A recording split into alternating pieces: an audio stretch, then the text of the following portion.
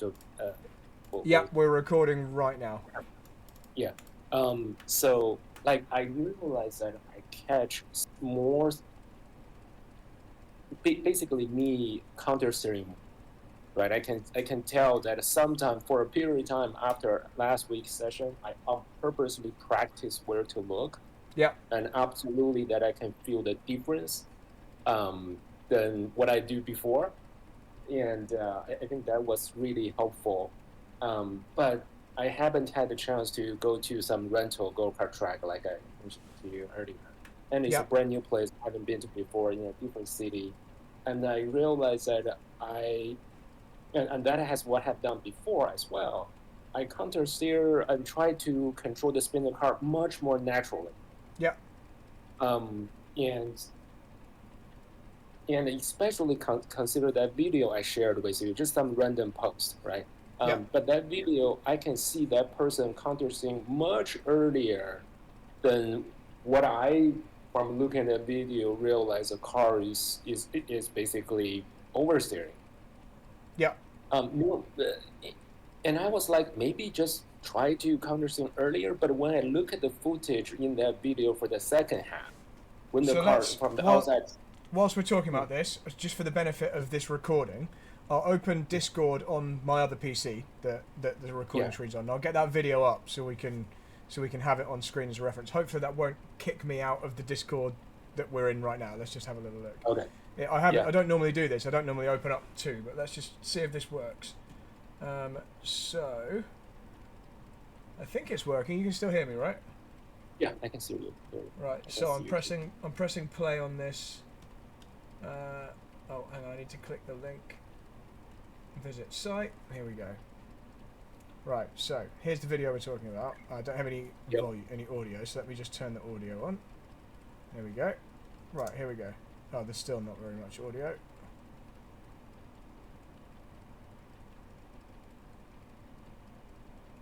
Okay. Yeah. All right. Yeah. Yeah. So this is in like a really old F1 car. Yeah. Yeah. Yeah, yeah, and then especially the very first corner, right? I can see in the very beginning of the video, I can see that he's counter steering, like start right here. He Yeah. start already counter steering, and I was like, I don't see that from this view the car is oversteering, but when you go to the outside view, the car Yeah. was truly over stepping out. Yeah. So there's a couple of things on this example. So let's just use this. It is quite nice to have specific examples. Let me make sure I've exited the iRacing car because I can hear an engine running. Is that my engine? Hang on. Or maybe it's mine. No, it's okay. I can just hit pause. There we go, and then it stops the sound. Yeah, right. Yeah, So there's a couple of things. So the first thing is this this slide that happens in this example doesn't come out of nowhere. We I know we had a bit of a conversation on along these lines last time, but you're driving, or this person's driving a car around a right-hand corner, and they're slowing down to the apex. You know, if we were to look at the speed graph here, if we were to look at the data trace, it would be that V shape because the speed is coming down all the way until about there. That's probably like where the minimum speed is, somewhere here. So yeah, there's forward weight shift all the way to here. There's weight behind the driver, so you know in this car obviously the engine is behind, so there's some momentum that wants to go straight on. So the engine, I know I'm probably teaching you how to suck eggs or being a bit too basic with the physics, but right now the engine and all the weight of the car wants to go directly straight ahead of us, and yeah, it still wants to go that way, and it still wants to go that way. So the engine wants to head towards this car park here, and so when the driver turns right, he knows that the momentum and the inertia of the engine is still wants to go straight that way. And at some point on the limit of grip, if the rear tyres start to break away, which they are likely to, especially if he starts trying to introduce some throttle as well about now, there's going to be this shift in that direction. We know there's going to be some oversteer. Any moment now, the most likely thing is that there's probably some oversteer about to happen. So that's the first thing to note. Like, this isn't a complete surprise to this driver. He's ready to like loosen the weight in the steering and let the steering go that way. The next thing is, you said when I first paused it, you said he's already counter steering here. At this exact moment, he's just pointing the wheels where he wants to go. But you're right, he's very very shortly in the very next instant about to start counter steering. yeah. but really, there's no effort gone into the steering at this point. All he's doing is letting the steering go where it needs to go. If he was to go back to this point here and let go of the steering wheel would go to there with no input on the hands at all. Like it would go there. But the car would spin. And the reason it would spin is because you need to be slightly ahead of the car's slide, because if you just allow the wheel to go where it wants to go, eventually you're going to run out of steering and the momentum will just carry on around. You know, he'll get to the point where he can't turn the wheel anymore, but the car will continue sliding, and obviously that's going to just mean at some point it will then rotate all the way around. Whereas if you could be slightly ahead, so you're actually turning left in this example, more than the car needs to turn left in order to just maintain a perfect trajectory, then you'll gradually stop the slide. And you know all this stuff. This is just normal counter steering stuff. Right. But the main message is that this isn't a surprise to him. So the fact that he's applying a ton of, I'm assuming I'm being very sexist here. The fact that this driver is just applying opposite lock and doing it quite early is because he expected to do it. And even if it wasn't conscious, I think we probably voiced it this way last time, even if it wasn't conscious, which it probably isn't, it was there ready. This action was there primed, ready for him to do it. And at no point was he going, "Oh my God, what's happening?" You know, he knew all the way back before this video started. He knew like 3-4 seconds before this, when I get to this corner in a moment, it's a right-hander, I'm probably going to have to counter steer to the left. I'm probably going to have to use opposite lock to the left. And it's just a case of how much he has to use, depending on what the scenario is. Does that make sense so far? Yeah, that makes sense. Is there any signal, right? Like, because if we keep watching the video, towards the second half, they will show the outside view, right? Yeah. They will show from the TV view. So here it's very clear that even in the beginning, right, the rear is stepping out. Well, the beginning, where you first said he was counter steering, the beginning is actually before this, because if we look back here, I see. When he first takes the lock off, so the curb is still here next to the front tyre. We just passed the curb and he's reducing the lock. Now we've got some opposite lock on, but I'd say the rear of the car is still level with the curb at this point. So if we skip here, you see he's quite a lot further on. So that looks more, that rear should be back here somewhere in that in the onboard. So this is more of an obvious slide, than it was on board. If you were to look at if you saw the off-board shot from here, the car would look like it was just going straight. But you and I both know the rear has begun to slide, or it's right on the point where it's about to slide. It probably has just begun to already slide. So your question was, how is there any way of knowing that? Like, what is the early signal? Like, do you feel more, like, that's the part of part of the reason I really want to discuss this. I really appreciate it, and thinking about my experience to drive, it's go-kart, right? It's the Sodi is what they pronounce it, the normal rental. Yeah, no, that is how you pronounce it.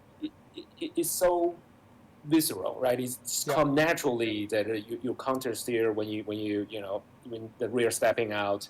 I'm trying to connect those two, which is I'm sitting here versus sitting in real life. Where I look, how I feel the steering wheel, or the haptic feedback from the base shaker. I try to marry those two worlds basically. Yeah. So when I read in your message, and you've just said it again today about this doesn't seem to be an issue in a kart. Like it just happens and it's more natural. This is going to sound obvious, but it's because you are feeling G-force, which you're not feeling in the sim. So you can feel in real life, when the car or the kart is gripping on the front and the rear, you feel an increase in G-force. You're not concentrating on it, and you're not consciously thinking, "Oh, there's more G-force," but you are definitely feeling it, and you know subconsciously what that is. You know that's grip, and you know it's doing what you tell it to do. And there's a point at which that G-force begins to drop away, like Yeah. And that is the Yeah. point where the rear starts to break away. You know, Right. it comes to a point. It comes up to like a peak of lateral G, and then that peak stops increasing and starts to kind of, it goes over the edge of a little cliff, and in exactly the same time as that, if you were to not, if you weren't gripping the steering wheel super hard, if you're just holding the steering wheel relatively lightly, at exactly the same time as that, the steering wheel would begin to be being pulled out of your hands in the direction of the slide. So in the same direction that you ultimately need to apply counter steering, the wheel, Yeah. if you were to let go, you'd watch the wheel turn in that direction. And that happens at the same moment that the rear of the car begins to lose that lateral grip. And that's because you're having a very early stage pivot. The cart is beginning to pivot on more than you're telling it to, more than the angle of the steering, and obviously the rotation of the tires. They want to follow the direction of travel. So when I say if you were to let go of the wheel, it would turn left in this example, that's because the direction of travel is no longer the kind of straight ahead that it was, straight through the corner. It begins to be slightly left, and so the tyres try and go that way. Those two cues, those two physical G-force cues, are the thing that when I'm driving, and I think when any professional driver is driving, that's what they're hypersensitive to, is that very early change in the lateral G that they're feeling, and also the feel of the steering Right. wheel at the same time, and ultimately visually the rotation of the world not being slightly more than you wanted it to be. But in the sim, you've only got the second two. You don't have the first one. You don't, unless you're in a motion sim, and I've been in a lot of motion sims. Even they are not very good at doing this. They give you a weird, exaggerated version of it sometimes, and sometimes it's confusing. You're only going on the visuals and what the steering is telling you. So when I'm driving here and I've got my force feedback on, which is all the time, I'm waiting for that feeling of the wheel being tugged out of my hand in the opposite direction, but also I'm ready for it. I'm expecting it to happen. So when it happens, I'm filling in the blanks mentally of that lateral G dropping, which I can't actually feel, but I trick myself into thinking I can feel it. It's a really strange thing on the sim. My brain fills in the gaps as if I was really driving that Formula One car that we were just looking at in that video, for example. So Yeah, I want to do that basically, right? There's yeah, I know that I don't have the Jeep. I want to marry those two worlds that I yeah. can somehow fill in the blank. So when I'm picturing this, when I'm driving this corner, I know this isn't me in this example, but I can put myself in the shoes of this driver. When I'm going into this corner, I'm feeling the load build up, and obviously the fact I've got the force feedback really helps with that, because you're feeling that weight build up, and I'm just subconsciously waiting for that pivot point. I'm waiting for that moment where maybe this is a way of thinking about it we haven't explored yet. There's the moment at which we go from there to there. That little absolute tiny moment in time. It's a very, very short period from. This video is really good, by the way. It's a really short period between everything's fine, now we need to be applying opposite lock. Yeah. That pivot I, point is what the car is like yeah. balancing on all the time, and sometimes you're miles away from that, and Yeah. sometimes when you've got the weight on the nose and the rear axle's about to break away, suddenly you're like just over that point. Visualizing that moment of rotation, that moment, I think pivot point is probably the best phrase actually, because it's kind of that moment the car suddenly goes.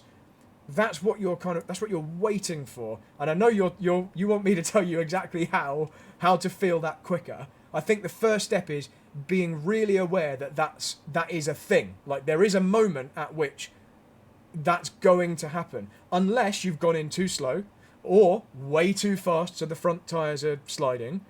So Right. there's some caveats here. There's some parameters that we have to fulfill for this thing to happen, and that is the car is going where you tell it to. The front tyres are having an effect, and when you're turning, like in this example, it's going where the driver wants it to go. So you can judge that because you, all the way from the turn-in point to the apex, you're in real time doing the feedback loop where you're thinking, is it going where I want it to go? Yes. Is it going where I want it to go? Yes. You'll keep doing the same thing. So you kind of know. You also know if it's understeering. If you've gone in and you can't get towards the apex. So if between back here and here, Right. you're You would know. thinking, yeah, you know what understeer feels like, whether it's in real life Yeah. or on the sim. So you're much less likely to encounter that pivot point at a phase at the apex like this if you're understeering up to it. You might still ultimately find it, but you're going to find it because you're going to have to slow right down, and you'll be in a different position, and it won't be quite as it won't be the same. It won't be as perfectly momentary as it is in this example. It'll be a much smaller moment because if you're understeering and then you have to slow it right down to get it to turn, you probably are then going so much slower. You're not going to have this big swapper. You might do. You might still have that oversteer moment, so you've got to be aware of it. But the first thing is, if it's going where I tell it to, and I'm still trailing the brakes in, and there's weight over the nose, and the front tyres are going where I want them to, and if I'm about to get back on the power, because obviously in this example, very much of this oversteer is caused by the driver being on power. Right Yeah. now, I'd say from this point onwards there, that's all on throttle oversteer, isn't it? You can see from the tyre marks. Yeah. At the apex, probably wasn't on throttle. There was probably a moment where, well, if we go back to... I don't have the sound, I can't hear it, but if we go back to... This was probably momentum, you know, just the momentum of the rear. And then he picks up the throttle to get on the exit, and then it really Yeah. goes. That's different. So Yeah. there's a few things that mean that you're kind of telling the car to have that moment. So you should definitely be ready to catch it. You should be primed to apply the opposite lock because you're the one causing it, and you should know that you're about to cause it. Certainly if it's throttle, you'll really Yes. really know it. That And would, yeah. yeah, Go ahead. sorry, no. I was just going to say a lot of these moments, a lot of these pivot points are on throttle. If it's been completely under control up to the apex, and it hasn't broken away, and I can't see this person's throttle trace, but it could be that there's absolutely no momentum oversteer, and it's now he gets on the power. So that's why he's completely ready to catch it. So, or it could be that there's a very, very small overlap in both of those things. But you Right. should be ready for it regardless. That makes sense. And then right after he or she passed the apex, that portion, like you mentioned, that pivot point, right? That point, right after he went through the apex. Yeah, Um, there. I think it's I likely do he feel is on throttle there. that makes sense. I do feel like the wheel is pulling back, right? So it's basically we're sensing the part that is pulling back more than what it normally try to go back to center, right? Is that the case? So it Like should when- be pulling away from centre. So the wheel should be if this driver let go of the wheel now, it would go bam hard left. Right, right. So it should be pulling away from the centre, and it's your job to let it go there. You know, let it go and actually give it even more speed, right. and be slightly ahead. Yeah. Yeah, but right before that, Yeah. basically when he returned back to center, if you go back maybe half a second or so, right here, right? Yeah. So he's turning, and then he returned to center, right? And that portion right before he returned back to center, because always the wheel I feel like is going back to center, right? I assume that if the car is oversteering at this moment, there will be a stronger force than normal when the wheel try to return back to center. Is that Right, I part of see what you we- mean. I see what you mean. Return to centre from right in this example. So, Correct. yeah, okay. The thing is, I don't think of that as return to centre because it's actually it's trying to go. It wants to go past centre. It wants to go hard left. It wants to It's go, just yeah. it's just you have to go through the centre to get there, don't you? Correct. Correct. Yeah. So the more grip you have, so this is the way I always think of it. The more the car is actually gripping, the heavier the wheel will be. So if you're driving a Formula One car with no power steering and you go through a fast corner, it's really hard to turn the wheel. It just wants to go straight. And obviously if Yes. you're oversteering, then it'll go past centre. But yeah, it just wants to go straight. If you let go of the wheel and you're not sliding, it will go bang back to centre and go in a straight line. So it's very, very hard to force it off that course. And so the more it's gripping, the heavier that is. But the moment it loses grip, then it will be, what's the right way of thinking of the weight? Yeah, you're right. It will be an increase in force. No, to begin with, it will be a decrease in force because so if it begins to oversteer to the right, right? Okay, this is how it is. Yeah, to begin with, it will be a decrease because the tires you're no longer gripping, you're pivoting on the front tires. So if you kept the wheels dead straight, they would just turn. They turn anyway, even though the tires weren't turning. The car would rotate anyway. So when it's sliding, there's obviously less weight over the front. So I'm just trying to picture the feel of the G-force because this is all so subconscious. Yeah, it's at the point it really starts to rotate and you get back to center, then it pulls you out. Let me just drive through one corner here, and let me visualize it with this car. This is why it's good to have a real example here. This isn't a Formula One car, obviously. I need a force graph. Right. I wish that iRacing provide that. They already have the data. So one thing is, if you force the steering past the point of peak grip and you begin to understeer, the force goes down. So we know that. Like that's one of the ways of telling understeer is, oh, I'm turning the wheel, but actually now it's getting lighter, and that's because we're scrubbing. Let's try with oversteer. I need to go to a real corner. Yeah, I think the next one. I feel like when I am oversteering, the angle of the tire, if I don't oversteer, is actually bigger. I actually struggled to get it to oversteer, so let's try it deliberately. Yeah, it pulls very, very strongly. It pulls very strongly to the opposite way. Yeah, it's like a real big... It goes from heavy to really heavy the other way, and that's why it can break your wrists so easily. That's because it's a sudden spike in force. Let me just try it again through here. Yeah, because I think that I try to imagine the position of the car, right? When it is about to...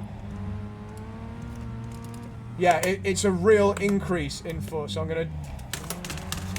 See how it's like, it's really going the opposite way firmly. Yeah, right. It's like, instead of it...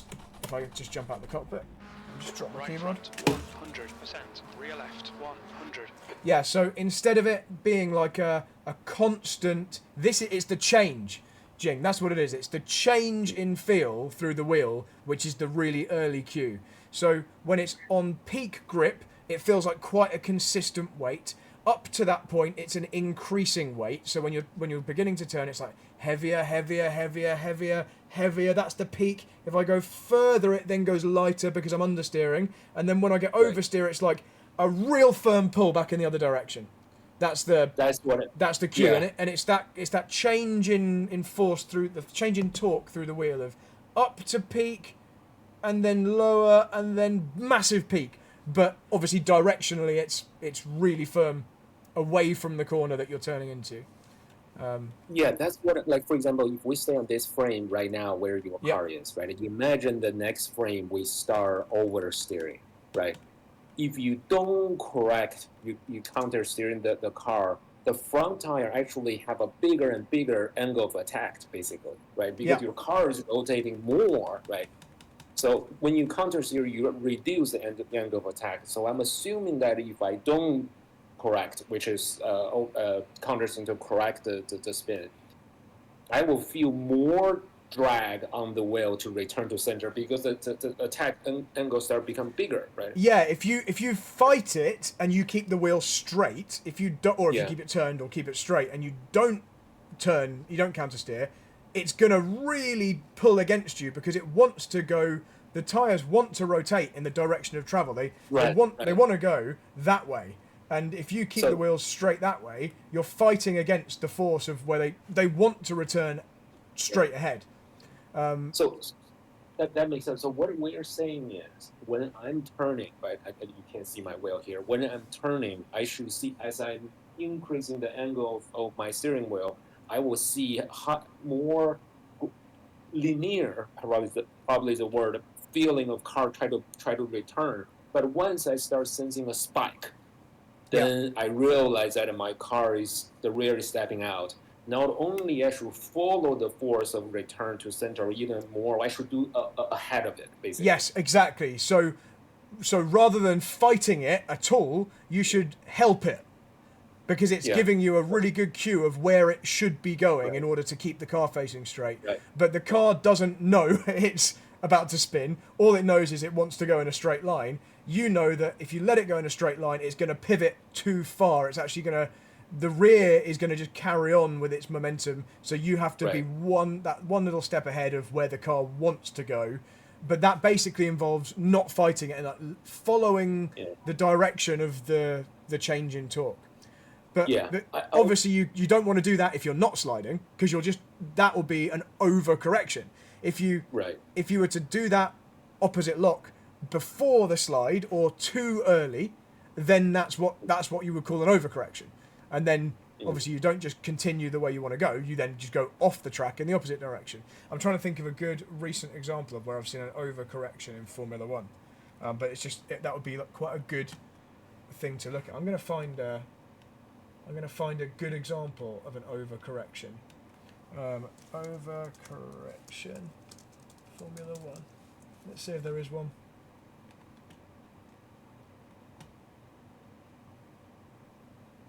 That is a game. Oh, here we go. Here we go. This is a good one. Right, let me get it on the screen. This is Oliver Behrman this year at Australia. Let's see. Let's watch it together. I'll turn the volume down. I can't hear, but that's okay. Yeah. Let's go back.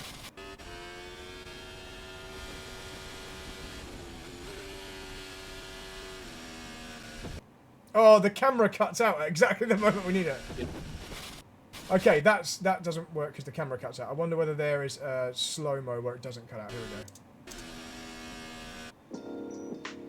Okay, the camera does break up at exactly the moment you need. This is not going to be helpful. Yeah, okay, that won't be helpful. But he turned more than the car needed, which is why he then went further off. But yeah, rubbish example. But you understand what I mean. Yeah, and then how do you and so that's a good point, right? I don't have a problem yet, right? The overcorrection problem, because I'm now correcting quick enough. But how do you prevent overcorrection? I guess it's still from where you look at, or the sense of the force on the wheel, right? If you how to prevent overcorrection is a really difficult subject, and I don't think it's a thing in all my years of driver coaching and instructing. I don't think we've ever covered this, so that's really cool to. You always bring out new things that I haven't really spoken about before, which is awesome. Right, so how do we prevent an overcorrection? It sounds obvious to say correct the right amount, but that is the starting point. Turning the wheel to there's two things. First of all, not overreacting to the initial slide, so not countersteering before the slide has actually happened. If there's a chance that it feels like you've got the momentum building up, but actually you haven't broken away yet, and it hasn't begun sliding yet, obviously don't correct yet. So be ready, but don't actually pull the trigger until you really feel that torque spike that we were just talking about. If you go before then, that's obviously going to be an overcorrection. It'll be too soon. I don't think that's necessarily normally a problem. I think what an overcorrection normally is when you start already correcting, right? Yeah, when you correct, and it's normally when people don't return to center when the car begins to self-correct. So let's see if there's an example here. So so this is a very small example, but my little slide here does show it. So when I'm correcting now with this opposite lock, if I kept the angle there and didn't return to center now, that would have been an overcorrection. I would have fired off to the left-hand side. So let's do it. Let me show you a live example. I'm going to apply opposite lock, and I'm going to not return to center quick enough. So that will be an overcorrection by doing that. This is so hard for me to do this because it's so unnatural. I have to force myself to do it. I'll try in this first corner. So I'll apply opposite lock, but I won't return to center. It's like a Rosberg trying to crash in the Monaco. It's so difficult. So there we go. I did it there, right? I corrected a slide, but I ended up going off. So let's just watch the replay. Front left, 100%. Okay. Left rear, 100. We'll go super slow-mo. So this is how to prevent an overcorrection. Right, so we turn in. We're about to get sideways. I know I'm about to get sideways because I'm reducing speed. Here we go. I felt the inertia. I've turned right. Right, perfect correction. But now I don't sense the car correcting itself, and I keep the lock there. Yeah. Yep. Then I haven't returned to center quick enough. So the next step, obviously, from a correction is we know the car is likely to slide because we already spoke about that. So that's how we're primed to correct. But we also we know the car is likely to straighten up because that's what happens when you correct it. So you should be ready to straighten as well. That's what I didn't do in this situation. I didn't do that. I wasn't. What do you feel when you try to do that? Are you seeing? You're definitely seeing the car is going straight, right? Yeah. Also, pressure from the wheel. Pressure from the wheel is an interesting one. Let me come back to that. The first thing is definitely what you just said. You see that the angle of rotation stops increasing. It's not rotating anymore, and so I guess you probably feel the lateral G begins to load up again, where you've gone sideways and you've lost that lateral G because you're sliding. As you stop sliding, that lateral G builds back up again. So your inner ear should be, on a sim you don't feel this. In real life, your inner ear is like, oh, here comes the grip again. You feel that grip coming back again. I know exactly, and that's the problem. I think right now you and I, I'm asking the question, trying to solve. Right, I feel like I have 3 legs when I'm driving real car. Yeah. I can feel that the chair, the seat is pushing me, right? In the go-kart, not only when you start oversteering, but also the correction. I know how much I can correct because I can feel the seat start pushing me again, right? Yeah. But now I don't have that, right? Like I want to use what I can see and what I can feel sensing from the wheel based on what we talked about earlier as how to compensate the missing signal, basically. Yes. Yeah. Okay, so let's just start off with if you had the signal, what it would be again. So that thing you said about the chair is really, really good way of thinking about it, because when you're driving down a straight in a go-kart, you're not being pushed into either side of the chair. You're quite happily sitting in the middle. You can move around, whatever, but nothing's pushing you into either side of the chair. If you're turning left, like I am in this example here, then hang on, which side? the right hand side. The right hand side of the chair feels like it's pushing you. It's you being pushed into the chair, but once I start oversteering, the chair starts pushing me. Right? Yeah, the chair starts moving away from you. Exactly. Yeah, exactly. It's like I'm oversteering. Yeah. Yep, and as it begins to correct, when you correct it, like now, in that exact moment from like here, the chair is suddenly pushing you again because it's begun to grip up at the rear, and so you feel that again. It's not going that way off the track. The car is going straight, but around the corner again. So suddenly, once again, you're being pushed into the side of the chair, and so you feel it again. Those things are what we're missing in the sim. 100%. That's the thing we're missing. But like I said to you earlier, my brain is telling me that's happening. I'm feeling that. I'm feeling that through the side of the seat. So there's a few ways we can compensate for that in the sim. You can fill that in by buying different equipment. You can buy airbags that inflate next to you. That's a thing that is available. That's quite cool, but probably not what most people have. I have used that in a sim before, in like a F1 style sim, where the more you grip up, the more G-force is being applied to your virtual body, the more these airbags inflate next to you to give you that sense that you're being pushed into the right-hand side of the chair in this example. And then the moment it gets sideways, they deflate, they go away. And that's like a real good... That quickly? They can do it that quickly? Or just later? No, they're really good. It's really quick. I assume they don't just deflate. I assume the air is sucked out of them as well. It must be like a really fast actuator that does that. But it's very cool. Like really, really good. Yeah. You do need to be in a cockpit though for that to work, but you can have them all the way down your leg even, so you've got it kind of right the way down the side of your body, so you get a very similar feel to what you'd have if you were in a cockpit and you suddenly lost grip and then the grip built back up again. So that's one way of fixing this. Obviously, we probably don't have that option. We can try and just use the information that the steering is giving you to make you mentally picture that stuff is happening. That's probably the way it works for me. So the moment I feel the wheel, it doesn't go light, but it gets pulled to the right. It goes light if I want to turn right, for sure, because it's helping me. It's giving me assistance to turn right. But if I'm turning left, obviously it's a spike against you, which we've just spoken about. That sensation, that torque change, is, if you can connect that somehow with your real life experience of that also means I'm not being pushed against the seat anymore. Like when I'm fighting against the wheel, when I go into a corner like this one we're in right now on my screen, as I feel the weight of the steering build up, I'm picturing the weight of my body in the seat building up as well.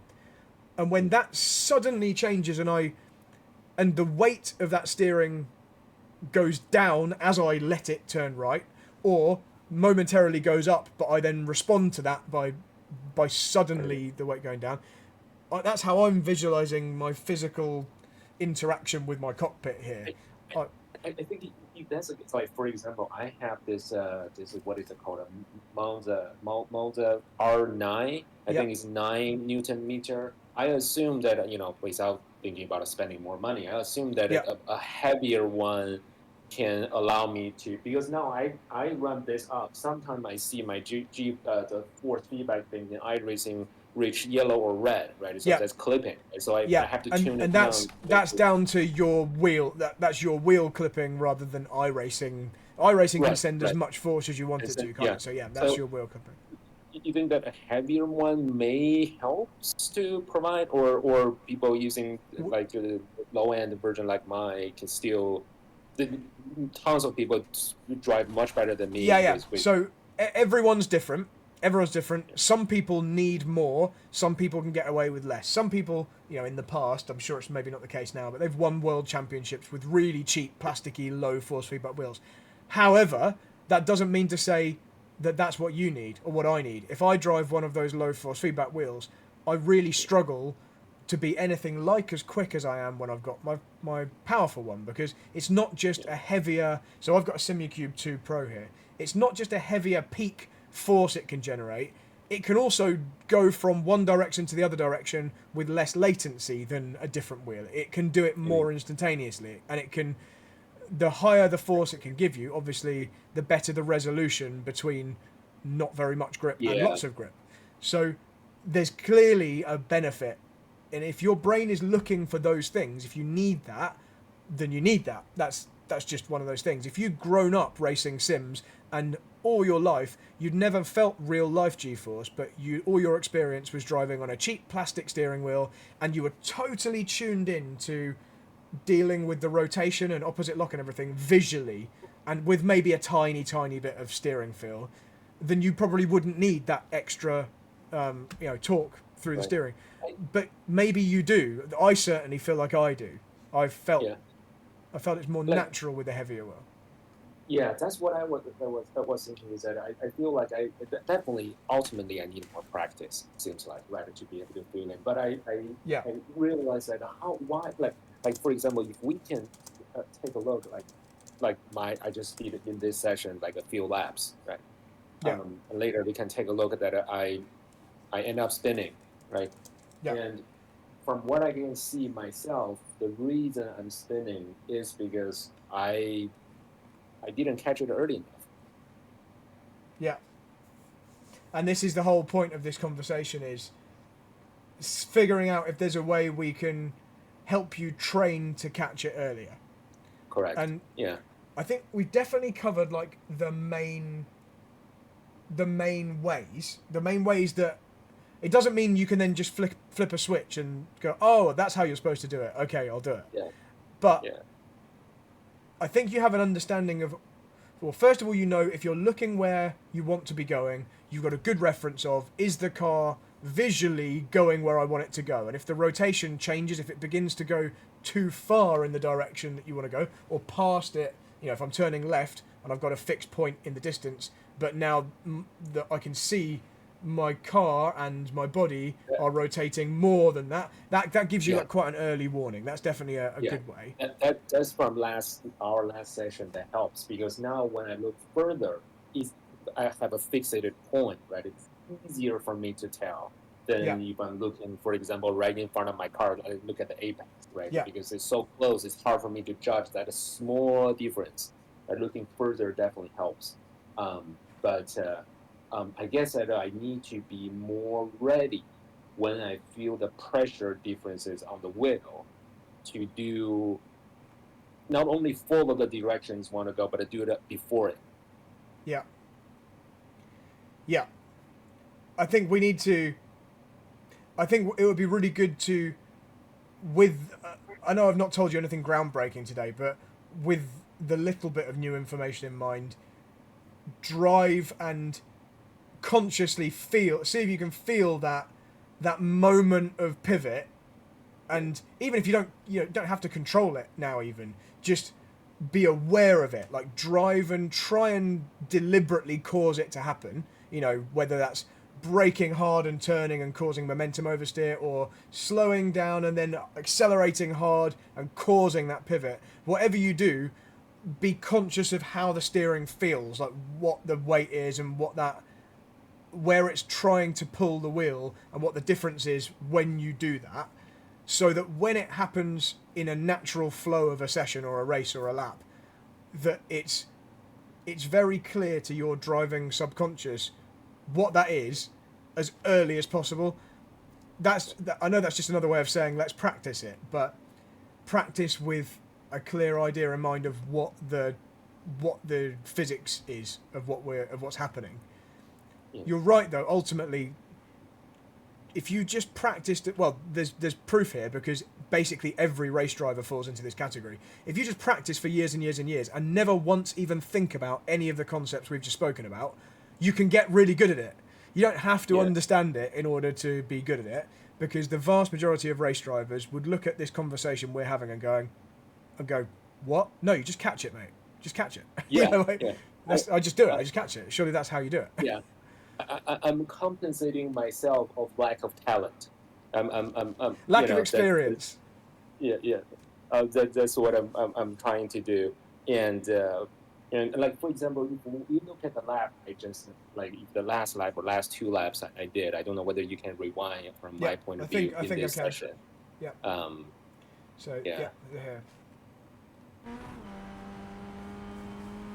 Yeah, I think this is where I'm about to spin. Oh, this is a full lap. Okay.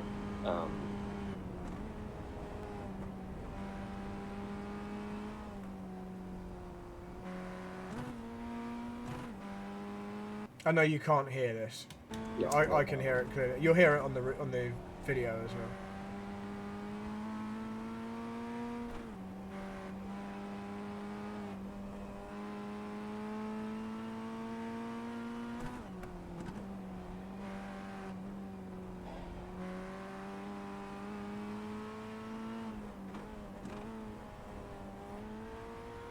All right, he's coming up. Okay.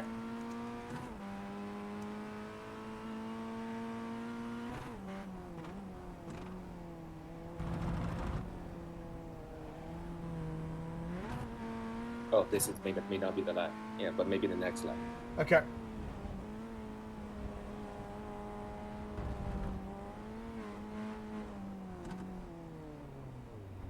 Oh, this is a rubbish. Yeah. Which one was it? Was it the 135? I think it's the last where I stopped. If you go to because after where you that. Stop. Yeah. Yeah, where I stopped. Maybe it's this lap. We can fast forward if we want to.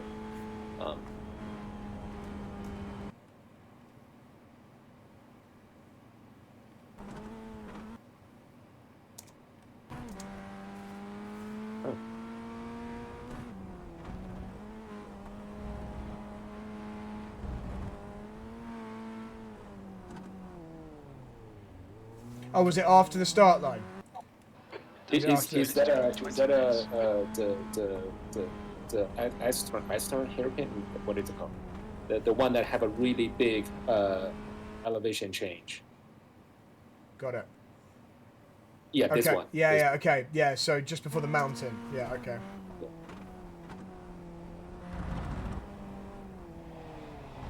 Yeah, okay. Yeah, yeah. That's a great example, Jing. It's a really, really good example. Yeah, okay. Like, see, when I look back, I was like, yes, I should counter steering much earlier, right? Yeah. Why don't I catch it?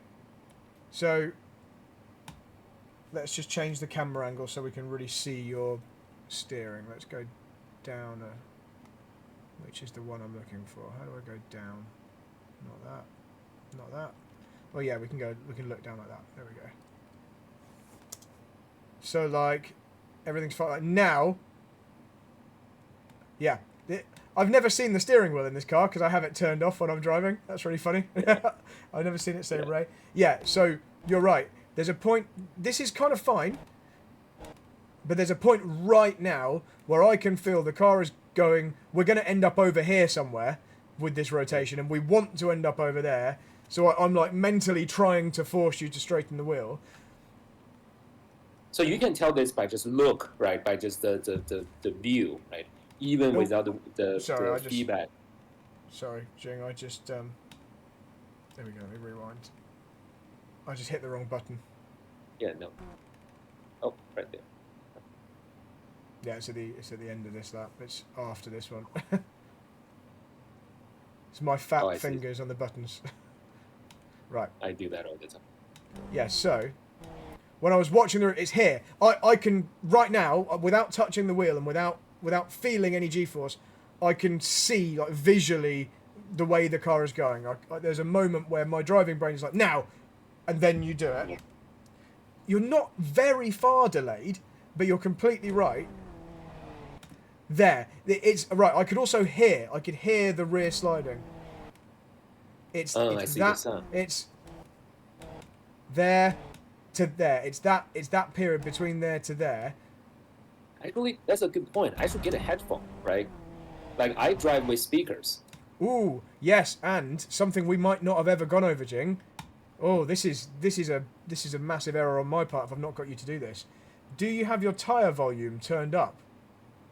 Oh, let's see. Let me take a look. Like I got the base shaker. That's helpful, but sure that it's like the unrealistic but obviously quite useful tyre noise being more than others would be. That gives you like an even earlier warning that something's starting to slide. Okay, I don't have everything. I have is the same volume, but I can turn other volume off. I definitely use headphones for a start. Headphones will give you a clearer indication straight away. That's a really good point. And exaggerate the tyre sound, because even though that's not realistic, not feeling the G-force is also not realistic. So we're just trying to compensate in different ways for that. Yeah, there's a good point. So you hear that as well, right? This corner, this is what I was thinking. So yeah, I sense that I'm spinning, right? But it's just too late. And again, like we talked about before, I'm not trying to be able to catch every sprint. I'm not. That's probably not possible. But I try to catch it early enough. Like here, right? When I look back to this, I was like, I should counter steer like a bit earlier. And here, for example, like look at where we're pointing the wheels. The front tires are pointing over here.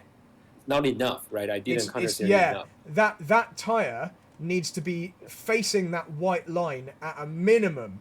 You know that. In fact, if we go to a different view, I know obviously the car is very, very sideways by now, so you're unlikely to be able to catch it at this point. But you can see the angle of that front tire is like over here, and it if you're going to catch this slide, it needs to be basically further left than the white line is to be ahead of it. Yeah. So actually this might be an easier way of assessing this from this angle. Let's go out a bit. Let's go up a bit. I love that we can do all these replay controls. Yeah, so actually from the onboard it's one thing. When we watch the offboard here, we can see when it starts to slide. That's kind of now. Look, it's now. It's already started to slide. But not enough for you to have to counter steer. But now, definitely by now, we know that the rear is going to carry on sliding, and we want to just be starting to open the steering wheel a little bit. and now you are doing it, but you're just too far behind where the car is, and you can see the car's just pivoted slightly ahead. So yeah, I mean, there's no, I don't need to keep going over it. What you want to know is how to fix it. That's what when I'm driving this and when I'm looking back, I know I'm doing it, but it's like a quarter second delayed, right? Yeah. I also think the other thing here is, before we even get to this corner, before we even leave the pit lane, you know that this sequence of corners is a direction change. It goes left, right. So you've got momentum building up one way and then momentum going the other way. It's like a pendulum effect. Exactly. Yeah. So the fact that you know there's a pendulum effect and you've done the left-hander at quite a high speed and you really go, you go right pretty quickly. It goes now. That's quite a... It's not like you did it wrong. You didn't flick it badly or anything, but the fact that the corner suddenly goes right means you have to quickly put on steering angle. You've created a pendulum effect, so you should be even more ready to start opening it up. And basically, from what we see in this example is, I'm pretty sure if I now watch this back, there's a point where your steering angle is quite static. You turn and you kind of wait, and I don't know what you're waiting for. You probably didn't know what you were waiting for, but if the track is, I always say this to people when I'm sitting in a car with them in real life, especially if they're quite new. If the track is straightening in front of you, your steering should be straightening. There's no reason you should be turning when the track is not or the track is turning less and less. So if we use this as an example, I go in super slow mo. Let's have a look. So we get to here. Here, actually already straightening up. Yeah, look, we're completely static. We're completely static, and now we're going. But because you go late, because you unwind late, you have to unwind all at once, and it's actually too late. So if we look at, if I go in super slow-mo again, so the track from now, the track is straightening, it's straightening, and we are just behind it. So maybe that's another way to look at it is, if it is hard because you've got so much stuff happening, and you're clearly waiting for some kind of external input to tell you when to begin to straighten the wheel. I want to see now my own lap through there. Do I have a static moment on the steering through that corner? Or do I turn and immediately start straightening as the track straightens? Let's find out. Right now, Jing, I have no idea what I'm about to see. I know what theoretically I think I should be seeing. Let's watch it in full speed. Yeah. Ah, right. No, I keep. For a bit too, right? I'm understeering through the corner, so that's why I keep. So let's look. So. Oh yeah, you understand? Yes. I'm holding it straight. I can't straighten the wheel because I'll go off on the grass. Whereas in your case, you weren't being forced out to the curb because I'm carrying more speed through here. I end up here and then straighten. So I've got the luxury of no oversteer happening at all. Because I've got on the... First of all, look at where my car is here. It's much further left than yours. Yours, you went left, right. My left turning is all finished, all the way back here. I'm straight now. Whereas I'm pretty sure on your one, you were over here somewhere, still turning left, and then you had to go right. So I don't... You have a less of a pendulum in this much less pendulum, because I've gone left, straight... Now right. There's no left straight into a right.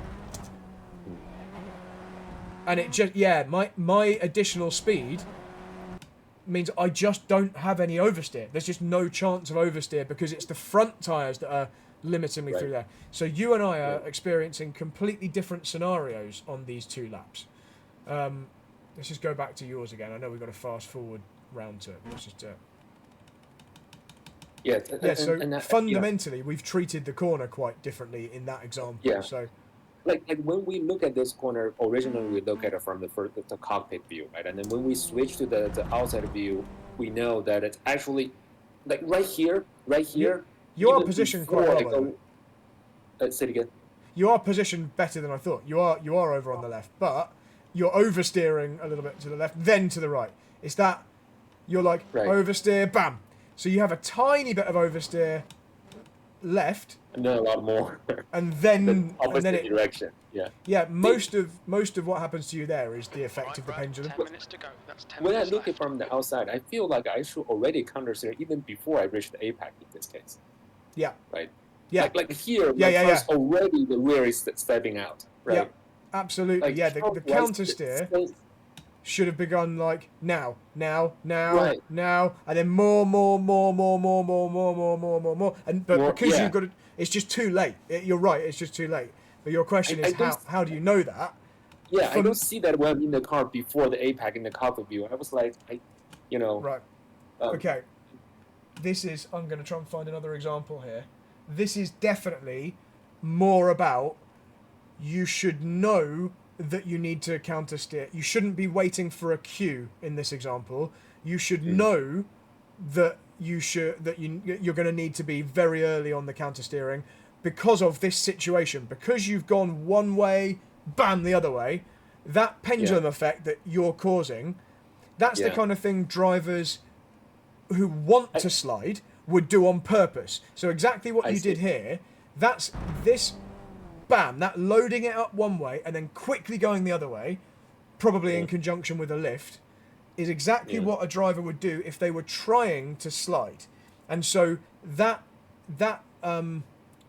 situation that's why I would be ready. That's why I would have the opposite lock ready as like a coiled spring ready to go. Here we go, one way, other way, bam. You just do it before you feel anything, because you know that's what's about to happen. I'm just going to try and find a good example of this.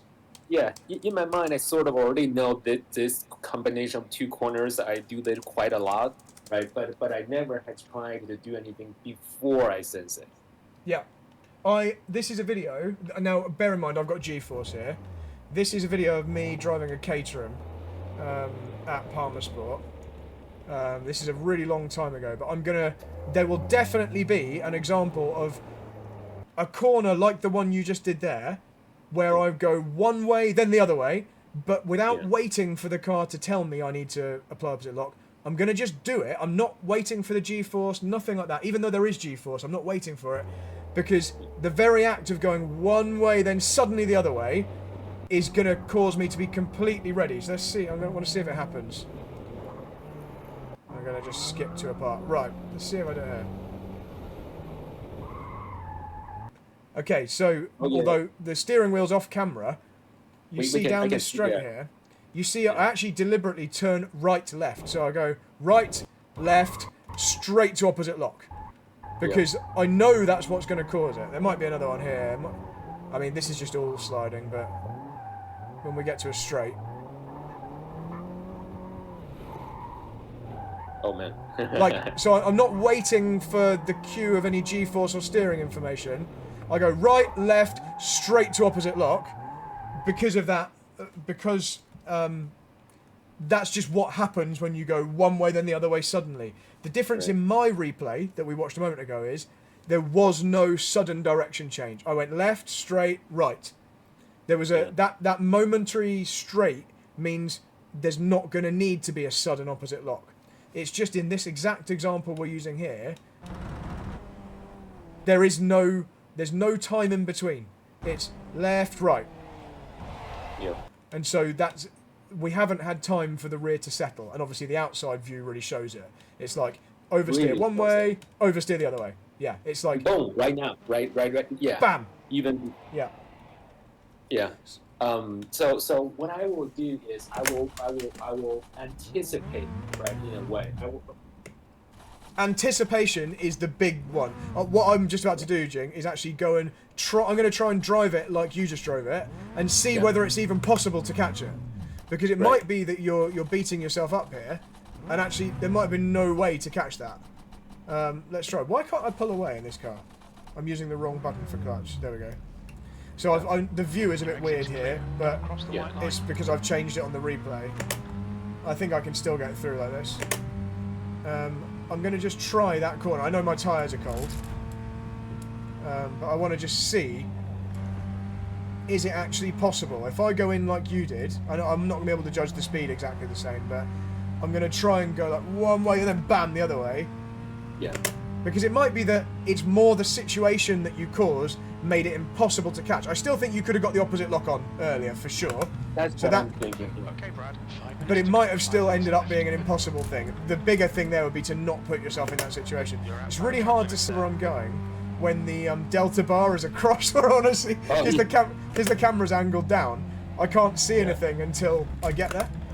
This is like someone looking down too low. This is going to make it hard. It's like a good way of art. Yeah, so that time, so there was no way I could catch that with the cold tyres. So that was the momentum that I carried going in was too much. Didn't matter how early I got the opposite lock on. I'd have had to turn before it slid in order to catch that, and then it would have been an overcorrection. Right, let's try. So I think we go down to second gear. We're going to turn one way, other way. Yeah. So it was. I mean, I don't know whether my speed was anything like yours there, but I tried to do an instant one way to the other way slide. Let's go to it here. Let's see how similar it looks. Oh, is it not? I might have to rewind from here. Here we go. Right, so let's have a look. I don't know whether maybe I went in quicker or what, but... So I think I exaggerated it, but I'm more sideways in the left, but that's because I was going to try a momentum slide. So I knew I was going to do that.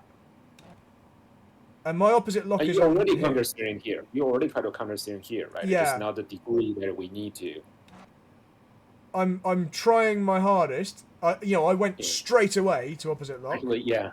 But even then, like there wasn't enough. It wasn't enough to do anything about it. Let's just see on the cockpit. In my situation is different though, because I can tell you here already tried to counter-steer, but not be able to catch it, to correct it. What I did is that I just didn't do it early enough. Like, here before APAC, you already start doing it, basically. Yeah, I wonder whether the speed is just too... So what speed am I doing? 99k. So at the point of pivot, there. So it goes from not pivoting, now. So the pivot point is about there. About 101k. Let's see, I might have just gone too quick. Let's find out. But definitely, the main lesson here is there's certain things that you should just be primed and ready for, and one of them is a pendulum direction change. So what speed does your momentum go? About the same, Jing. Look, 101. But your slide begins at a lower speed. Let's go out here. Because you haven't got as much momentum in this direction, it doesn't try and go as much in the other way. Obviously, if you slide a long way in one direction, it'll then try and slide really far the other direction as well. You didn't provoke it on the left, which meant the right happened more slowly. But yeah, at this point, now we're down to 91. Yeah, at that point, I should be full counter steering already, full opposite lock already, right? But I wasn't. Definitely some. Yeah, definitely like 45 degrees or something by this point. Yeah. But momentum slides are the hardest to control. Like when it's on throttle, you've got two ways of fixing. You know you're on throttle. Right? First of all, it's very obvious what's happening and why it's happening. So the problem is too much power for this amount of grip. So you remove the power and you've half fixed the problem. If you also counter steer, then you fixed it entirely. Whereas when it's momentum, well, you can't stop the momentum. That's just a thing. You can turn the wheel the way you want to go, but you can't fix that momentum. You have to wait for it to arrest its speed. Hey, I actually do have a good example of this, Jing, this time. This is actually a good example because it happened to me really recently. This is just a case of where you just have to wait for the momentum to stop. So, this is my video that I released yesterday. And if I skip to my first race, I fall off the brake pedal. So my momentum is way too high into a corner. It's just here. Right, so, if I skip back a few seconds, I didn't tell the kart to do this. I caused it by going into the corner too quick. I went into the corner too quick because my foot fell off the brake pedal. But the fact of the matter is, it's the same as having momentum oversteer. This is definitely oversteer caused by momentum. So here we go.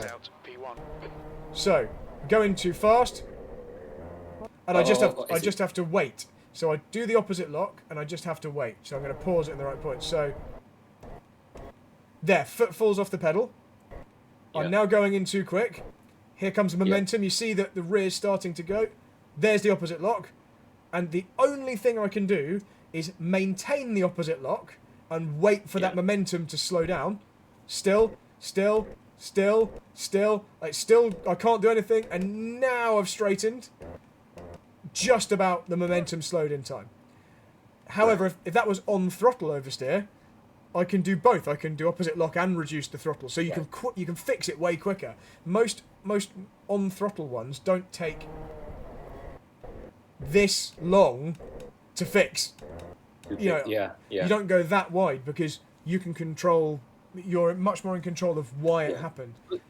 Just looking at the video here from in your go-kart, I can tell that the side of my body is getting pushed by the chair. How I feel that way, you know. Yeah. And you can visualize exactly that sensation. Right, because when you are sliding, when you are oversteering, you can tell that the one side of the chair is pushing you that way to that direction. Yeah, exactly. And you can feel like now suddenly the weight's building back up again on my left side. But there's a moment where it's like you're in free fall. It's like suddenly the floor has been, like the floor has dropped away from you. You're standing on the elevator floor, and suddenly the elevator drops. That moment, it's the same except it's lateral. Right now I'm standing on the elevator floor, and suddenly it's gone. The floor's gone. It's like, oh, my stomach's gone. And I feel that same, stomach's gone moment. And then suddenly the floor's coming back, and I've got gravity again, and I can feel it. It's just that way instead of that way. Right. But that. Sorry, go on, Jing. Go for it. That's so. What I will do is that I will try to predict for example the momentum expected at the pendulum. I can predict that. Yeah. If you suddenly go one way to the other, you're very, very likely. If it's even slightly oversteering one way and you suddenly flick it the other way, that's how you would deliberately cause a slide if you wanted to do a donut or a drift or something. So that's why you should be very ready to do opposite lock. You shouldn't be waiting to feel a build-up of lateral grip again, because you're probably not going to get it. It's probably going to just keep sliding. So that's the first thing. Be prepared. That's the first thing, right? I will continue to look further for a visual reference point. Like when not reference point, look further is easy for me to tell, right? Triple, easier for me to tell that, hey, the angle of the car is going is different from what I want it to go, right? Yeah. But that's the second thing. The third thing is, the pressure on the wheel, right? Yeah. Like if I feel higher than I expected, especially a spike going to I always feel like the car, when I'm turning, right, I'm always feel like trying to return to center in a way. But if it's suddenly there's a spike, I should go beyond what is the return to center. I should be in front of it, right? Yes. I think the fourth thing that we just talked about earlier is that I need to get a headset. Yes. I need to get a headset so you hear the change straight away, and you hear the tire squeal change. Yeah, that's really good. Right. Okay. So because what I was doing is I was not sensing that much of the steering wheel, the increase of pressure, right? But also I don't think I'm doing in front of it. Even though I sense it, I try to autocorrect. I never correct enough to be in front of it. And then I guess what the other thing you mentioned is that I'm trying to, I should do that. I should try to imagine that the pressure on the side of my body. Yeah.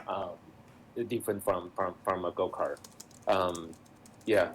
So, go for it. No. I'm trying to find other examples on board, just to finish up on the whole being slightly ahead with the opposite lock. How turning as much as the car wants to return to center or turn, it wants to go straight ahead, even if the car is pivoted. That's not quite enough. I'm trying to see if there's a where is there. I want to find a good onboard where there's a spin. I'm gonna write it down. What do we mention here as well, right? The first one is anticipate. Pendulum. Okay, this is Silverstone. Freeze. 5. sure. Oh no, this isn't a good example because this is a professional. This is David Burrell. Mm. Ooh, that's interesting. So he actually does spin in this example. Right, okay, so this is a Ferrari GT3 car going through cops.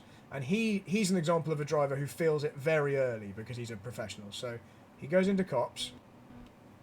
And here, already, you can see he's returning to centre. There, now, before there's really much visually saying what's happening, he sensed the change in lateral grip. He sensed that the car isn't pushing against his left side very as much as it would have been. He sensed the torque pulling hard away from him to the left. So he tries to correct it.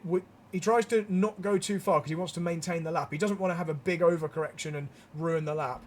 But now he senses it's still going.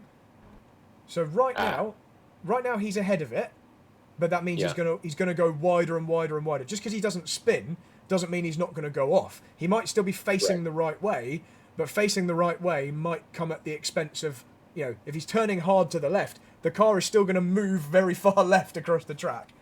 And then what happens? And then it gets on the dirt on the outside, and it doesn't matter how much opposite lock he applies.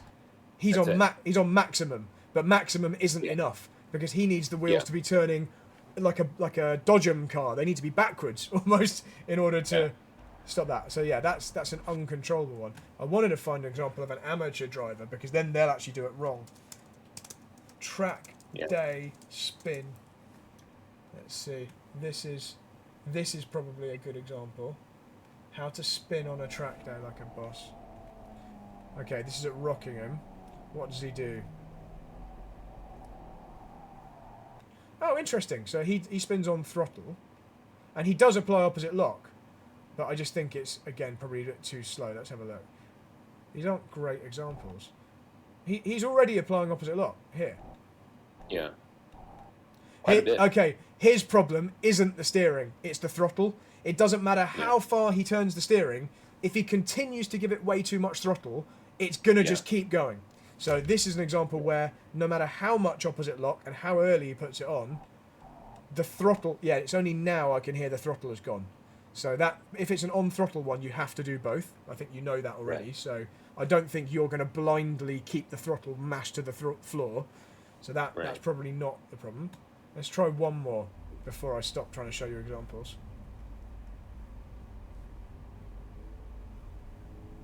Okay, that wasn't the spin. Where's our spin going to happen? He's going very slowly. Oh, interesting. Oh, okay. So this is under the bridge at Snetterton. Yeah, it's quite a classic spin. Everything's fine. The car is beginning to pivot. I can already see it. And this is a good example of a driver who's just slightly behind. He doesn't do it enough. He does it, but he's slightly behind. So we need more at this point. You see how he's got the wheel dead straight still? It hasn't changed. Yeah. Now it's going, but we're still only applying a little bit of correction, and the rear is really starting to go. Now we're at a 90-degree lock, but we probably need more than that at this point. So he's just a slight step behind the car at every stage. And now we're going max, and what did we say about overcorrection? If you don't get the car, if you don't get the wheel returned to centre quick enough.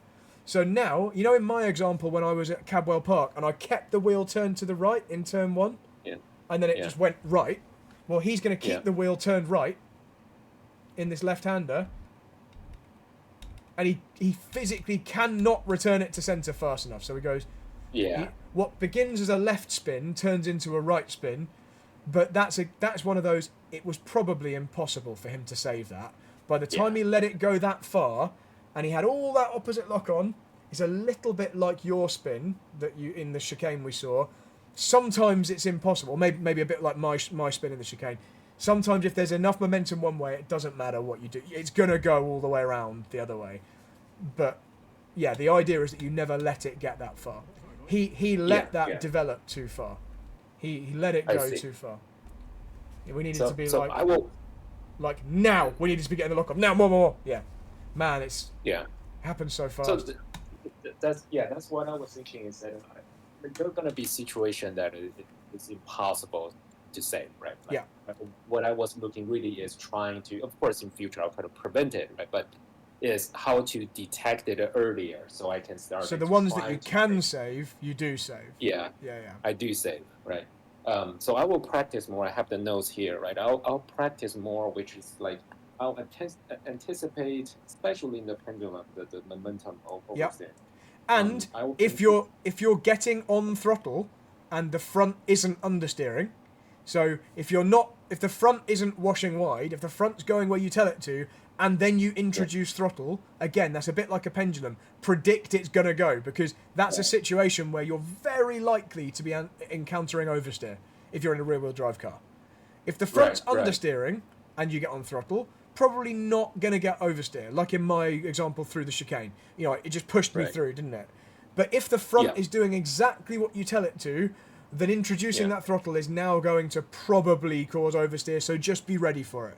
Doesn't mean don't get on throttle, it just means get ready to do something if it happens. And release the throttle. You if get ready if to necessary. Yeah, if necessary. Yeah. I'll look further and still try to get a sense, right? Like what, basically taking more visual signal. I will pay more attention on my wheel as well, right? Like the pressure, especially sensing the potential spike, the sound of the tire, which is the headset, those are several of the key points. And before we go today, I know like next session, if we can go over the second part of my, what I sent it over to you, the question, which is the sense of speed, right? Like I already know, the catwalk park like much better now, right? But when I switch to go to a new track, right? Like even in the real world, I'm driving a new track in go-kart, I can totally see, hey, here's when I need to stop, right? But I just have much less of that. I would just like completely go off track. Yeah. In corner, right? I have some really, really good points for the sensation of speed that we can talk about. So I think I can probably help even more than in terms of the opposite lock conversation. We'll go over that. The last thing we didn't talk about, you maybe have it in your notes, is this is obviously budget dependent, but if you can get a more powerful steering wheel, it doesn't hurt. It definitely doesn't hurt. Great. Sounds good. That sounds great. So is there like a 30-second version, something I can start practicing before our next session about the judging the braking point, judging the sense of speed? Well, it wasn't actually going to be about a practice thing. It was going to be about a hardware thing. So, do you have a base shaker at the moment? I do. Okay, that's one of the really good things. If you've got the road texture, like the road surface intensity, I don't know which base shaker you've got and what the parameters are. One thing I have is the faster I'm going, the more intense the vibration is. And it's not like a massive vibration, but it's like a bit like in real life. You're feeling like a higher frequency and like a more intense rumble underneath you. That's a very, very good cue to tell you I'm going really fast. You've already got triple screens, so we can't improve that really. One thing you can do, you actually can improve the triple screens, is if you're driving in the dark or if you've got some kind of canopy that you can build in. On my rig here, I've filled in the gap. I've actually got 4 screens on this. I've got one above, but I've filled in the gaps between the 4th and the 3, but you don't have to have a 4th, obviously. You can just fill that in. So basically, you're very much zoned in on the visual information without anything external around it. It just feels that little bit more real. I've even filled in below. So I've got like black plastic things filling in the visual space below the screens and above it. So I'm not kind of distracted by any wall or anything behind me or any light coming from the window or anything like that. They're like the starting points, and then obviously we'll talk about, you're already looking ahead, so that's good. That's going to give your peripheral vision a chance to see the object moving past you quickly. But really the key is the sound. The sound of the engine is high if you're in top gear and going faster and faster and faster and faster, the pitch of the engine goes up. I know obviously in lower gears you're going to go through the entire sound range of the engine, but when you're going quicker, the revs go higher. When you're going quicker, the vibration should be more intense. Same through the steering wheel as well. If you've got those kind of effects turned on, like any kind of little vibration. I don't have a lot of that, but that's something. And just the speed of objects going past you is the other thing. And obviously for that you need to be looking ahead. And they're like the key things to begin with. I see. I'll pay attention to those to begin with, and then we can talk about it more the next time as well. Because like for example, we can go to a new track, right? Yeah. Like that's the one where you don't already have markers and mental points of where you should be braking. So you've got to learn it from feel straight away. Yeah, that's what I sense. Like I already, since our last conversation, stopped really looking at the markers that much. I remember you mentioned that one thing you judge the speed is the braking point is look at the apex, right? Even before you start braking, I try to look at. I think that is really helpful. Yeah. But when I go to a brand new track, I'm just like all over the place. Yeah. Okay. Yeah. Cool. Well, let's go to a brand new track that maybe I don't know as well. There's enough tracks on iRacing that I probably haven't driven, because then I'll be able to go out and drive it before our session, and I'll be able to show you my first ever lap and what it was I was using to know where to go and where to brake and all that kind of stuff. I will be forced to go through that process, and even though I don't know right now, I don't actually know what I'm going to tell you, I'll know then. I'll say, right, this is what happened, this is where I was looking, this is why I put the car here, all that stuff. So that kind of blends into, that's not just sensation of speed, that blends into how to learn a new track as well, but they're quite good overlaps, so we'll do that. Yeah, perfect. So for next session, Brad, just let me know like what track you want to drive, right? And I can download them as well. We can. Yes. Yeah, I won't tell. I'll tell you not to actually drive the track yet, but you can download it. Yeah, exactly. Okay. Yeah. Perfect. Cool. Okay. Good. Right, I'm going to stop the recording.